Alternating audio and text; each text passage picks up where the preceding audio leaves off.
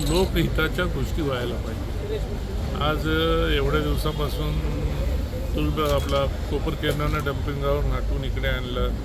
आम्ही गेल्या पंचवार्षिकमध्ये आम्ही होतो तेव्हा कलेक्टरकडनं आम्ही एक्स्ट्रा जागा मागून घेतली.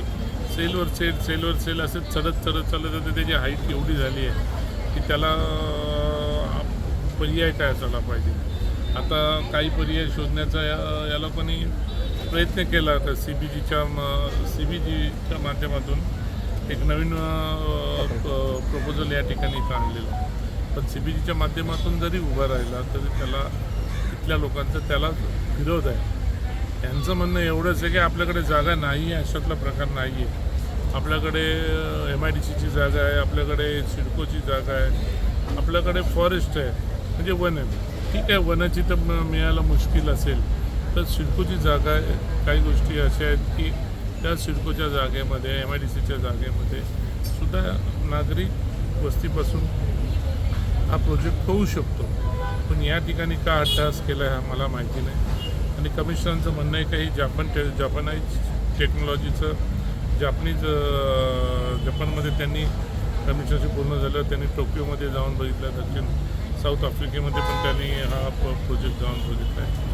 पण अट्टहास ह्याच जागेसाठी काही इथल्या लोकांचं म्हणणं आहे की इथं नको, तुम्ही दुसरीकडे न्या. प्रशासनाचं म्हणणं आहे की यांना इथंच पाहिजे. काय प्रशासन म्हणजे काय सत्ताधारी जे लोक आहेत त्यांना वाटते की इथंच व्हायला पाहिजे. सर्वसामान्य जनतेच्या इथं झोपडपट्टीतला नागरिक म्हणजे या सत्ताधारीवाल्यांना एक काय बोलतात आपण निगेटिव्ह मुवमेंट पकडलं गेलेलं आहे इकडे. म्हणजे झोपडपट्टी म्हणजे नकारात्मकच आहे. म्हणजे ज्या काही गोष्टी करायच्या तर सकारात्मक आपण सिटी साईडला करायचं आहे. म्हणून यांचा हा जो प्रपोजल आणलेला आहे शासनाने याच्यासाठी स्वतः आता मी पण काल आयुक्तांशी बोललो आहे. आज आयुक्त माननीय शिंदे साहेबांशी पण बोललेले आहे. आता त्याच्यावर काय तोडगा काढायचा तो प्रयत्न करतो. साहेबांचा आता दिल्लीला जाणार आहे म्हणून आज काही साहेबांची माझी गाठ झाली नाही. आता खासदार साहेब पण येणार आहेत. आम्ही त्याच्यातून आम्ही मार्ग काढू. पण आम्हाला कुठल्याही परिस्थितीमध्ये इथल्या नागरिकांचं म्हणणं आहे की आम्हाला हा प्रपोजल इथं तुम्ही करू नका, पाहिजे तर दुसरीकडे करा. दुसरीकडे जागा अवेलेबल आहे तिकडे करा. आता बघूया याच्यामध्ये काय तोडगा निघतो.